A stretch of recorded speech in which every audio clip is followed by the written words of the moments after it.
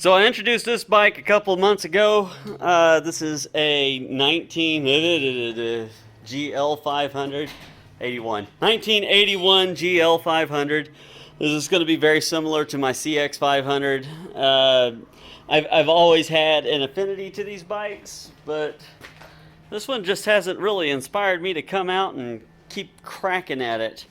I am currently going over some of the wiring here and just I'm getting it to where it'll run, where we'll be able to throw fuel at it and jump the ignition, get spark and fire it up so that I can sell it, because it just hasn't held the same interest, and I hate that.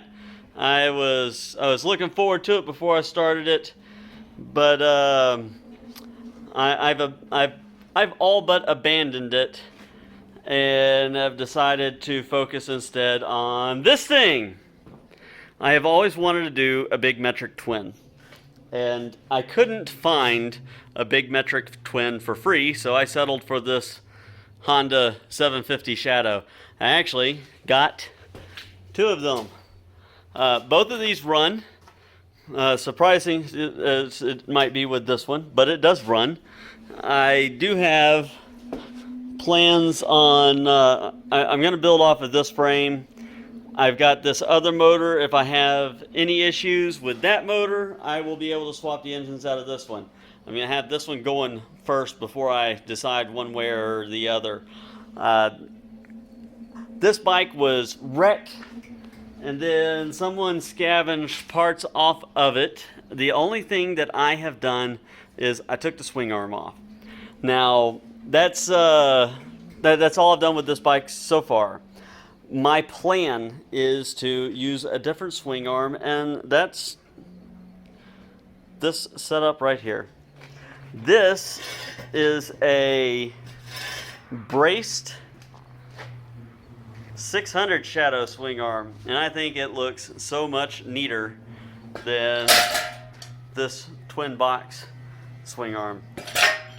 So what we're going to do is shoehorn this thing into that frame. Now, that's not going to be super easy because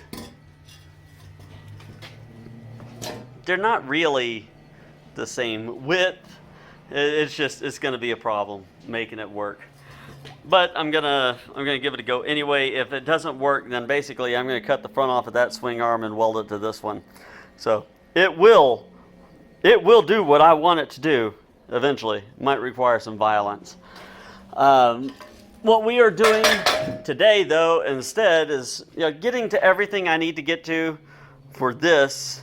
There's just a bunch of stuff back there in the way. So today we're going to do some chopping. We're going to trim up the back of this bike. We're going to remove a lot of the rear subframe. This is not going to be a cruiser or bobber kind of build. This is going to be a very sport-oriented build. And on top of that, the shock, because this is meant for a single shock mount, it's going to have to go up here somewhere. So we're going to cross that whole no going back line and get the saw out.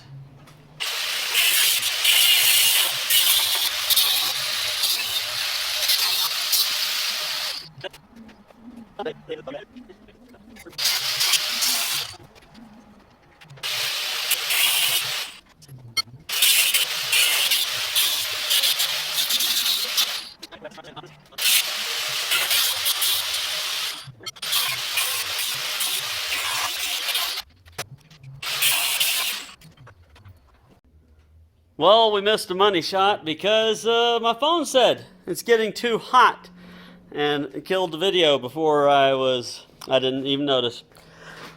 So all we did was cut the rear subframe off. Let's get this out of the way.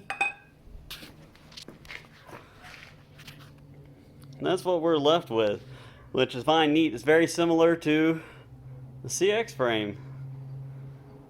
Just single backbone, T-body on the back, hold the motor. Very neat. I like where this is going. I like what I'm seeing. I did have to change tack here a couple of times trying to figure out exactly how to cut this. All this is going to end up trimmed up. None of this is going to be here. I'm going to have to rebuild my rear subframe starting from here some other way. It's just completely not compatible. And then I'm going to round this stuff off or fill it up somehow. That's why that was such a pain in the butt to cut, because this down here is cast, and there are slugs that they cast on the end of it, and that's what they used to align the subframe whenever it was originally all put together. I did determine that my swing arm won't fit as is. It is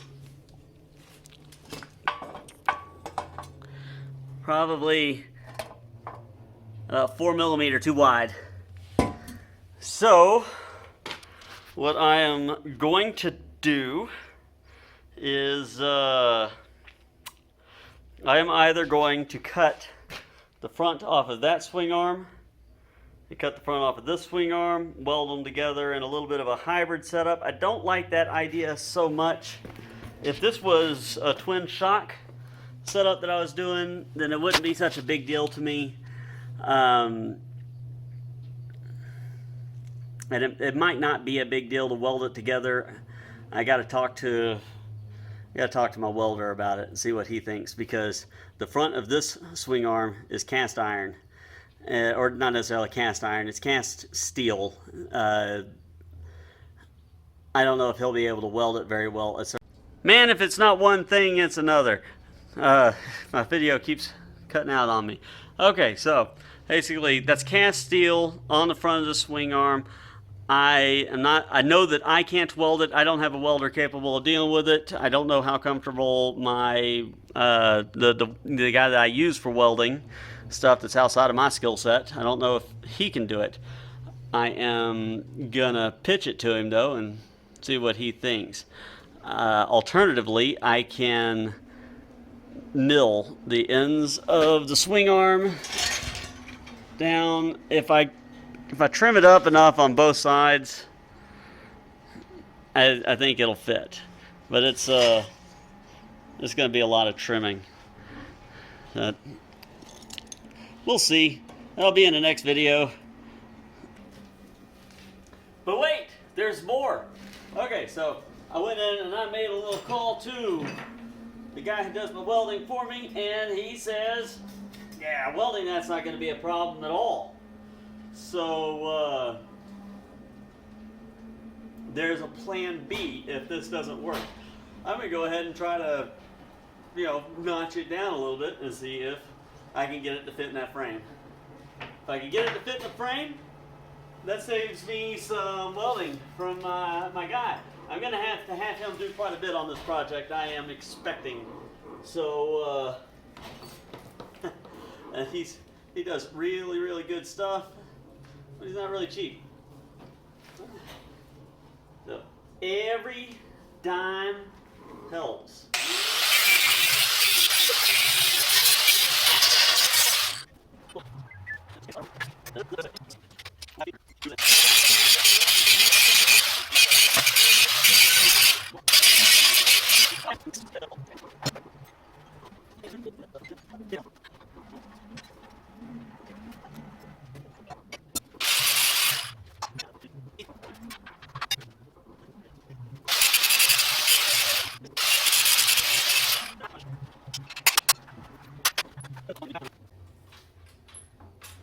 It's got about 6 inches of wheel travel, which I think is fine, but it's on a hard limit right there.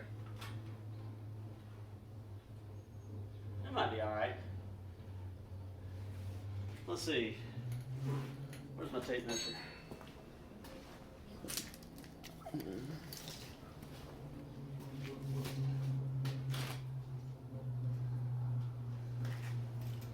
Let's measure my tire real quick.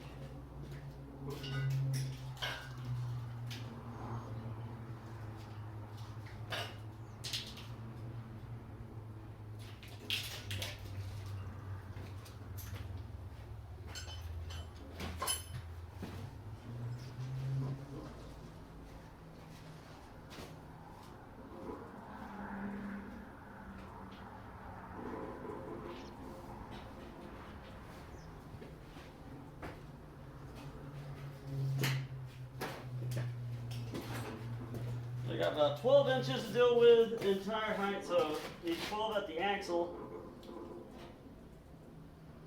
That's probably about 14 at the axle at the extreme. So our option there is notching the frame of the swing arm, or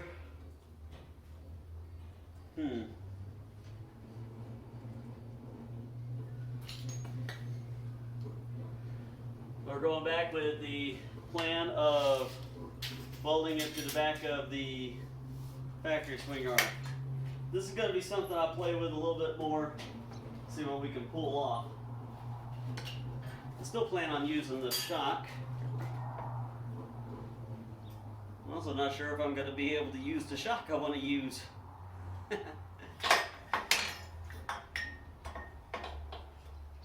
Maybe after I trim this off, I'll be able to get that far enough down.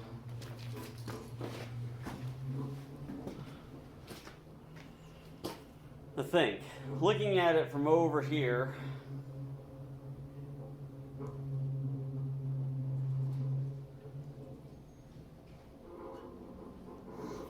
let's see, let's lower it down. Because the engine, where that is right about level.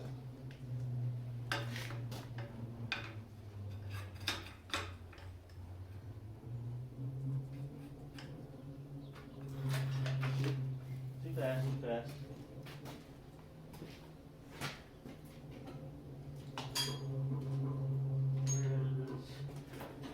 Oh, where does this work? That won't go through there. Got a bar. Something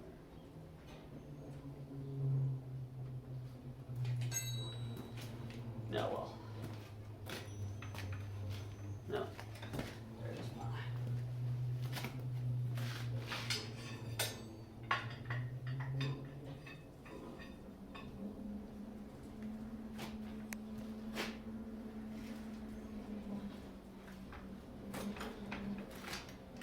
We want 12 to 12 and a half. Which is about 13.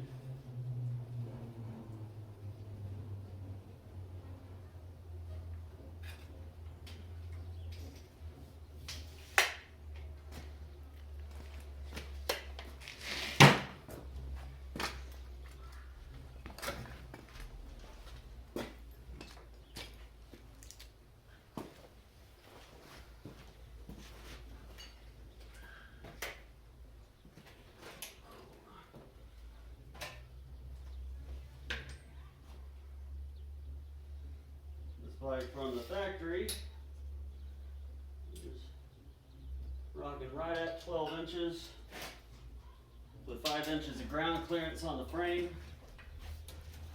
The 12 inches at the axle. So I'm sitting right around 12 inches on the axle. I got about 4 inches additional ground clearance. You know, regardless, that's our starting point. We may go back and still weld the swing arms together. I don't really know just yet. I think next time I'll go ahead and brace that so I can get my wheel transferred over, and we'll get the Triumph forks set up on the front end. I don't know that I'm going to film that. What we're going to do is I'm going to press the stem out of this set of triples, and we're just going to put it right into the Triumph triples. That's the easiest way to go about it. You get a perfect size stem. It'll be nice, neat, easy. And it costs like $50 to have a machinist put the bushing together. So that's it for now. We're coming back very soon. Thanks for watching, guys. But wait, there's more. Again. All right, so I don't often have a lot of really loose time where I can do this. So I'm trying to take advantage of it and get as much done as I can right at this particular moment. So I want to get the ride height established on this, and I also want to get it closer to being, you know, rolly. So I want to go ahead and mock up the forks. I don't have the right bearings for them yet. I don't have the new bearings for them, and I don't have the stem swapped over. But I can stab the forks up there and get an idea of where my ride height is and what I'll need to do to adjust my steering stops, things like that. I have a tank that I want to use. That's supposed to be coming this week, and I've got to have my ride height and steer or suspension geometry somewhat set before I can get my tank going. So we're gonna go ahead and kind of get some of that stuff mocked up. Or at least until I run out of time.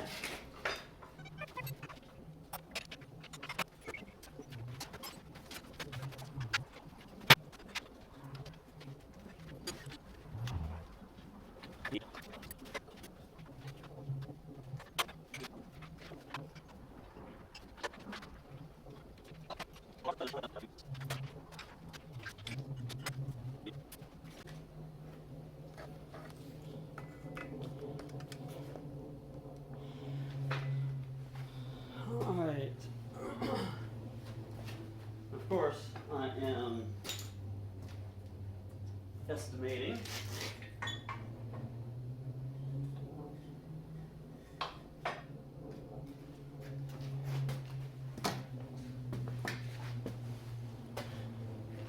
Let's get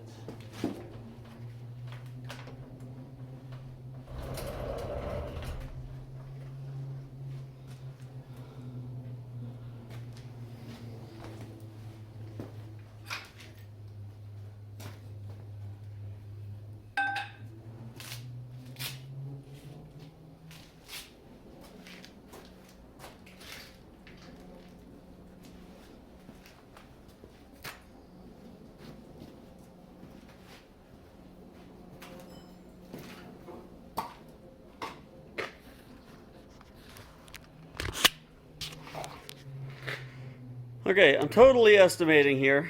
So there is that, but that's going to be roughly the stance. It's probably, so right now it's tilted just a little bit forward.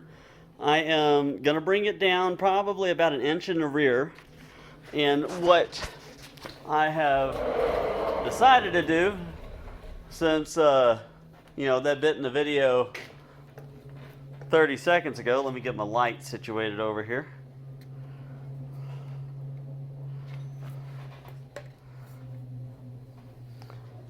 Now on, damn light, it's just drifting all over the place.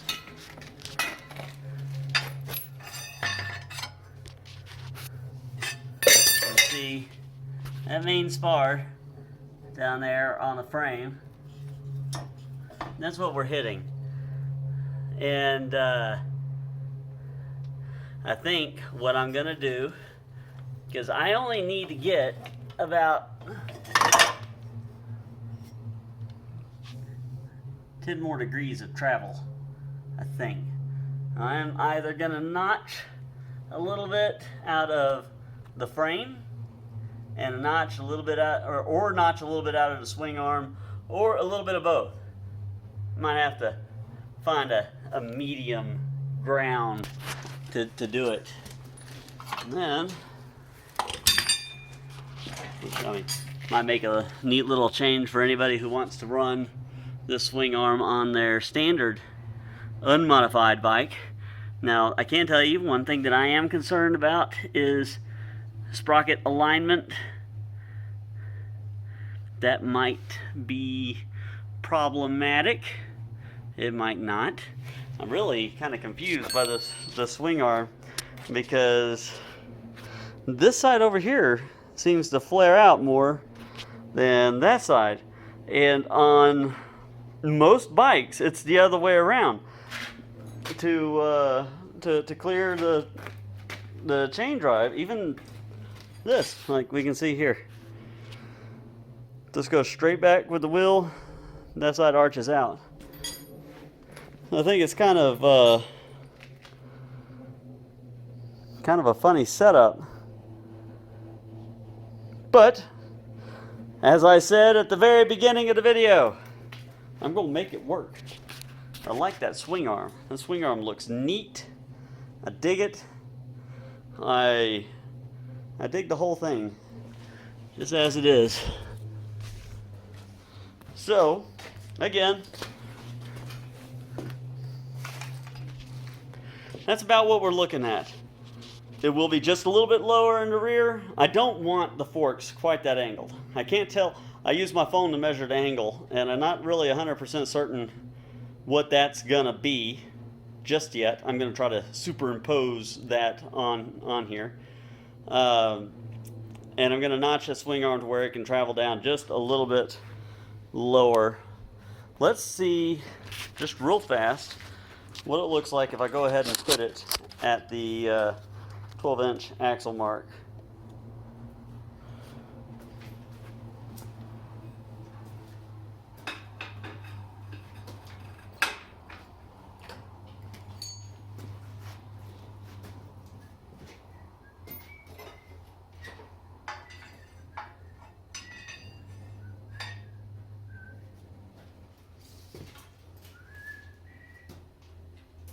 Right now we're at 16.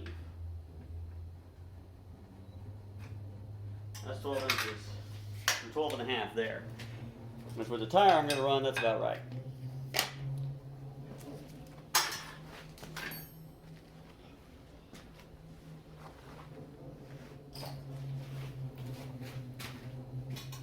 Lights.